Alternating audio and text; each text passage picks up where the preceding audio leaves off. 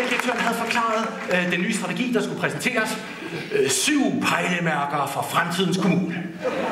Og på dagen havde vi faktisk været enige om, det nok gik over. Men det var det slet ikke gjort. Fordi så var der gået 3 måneder, og så havde det ramt os igen.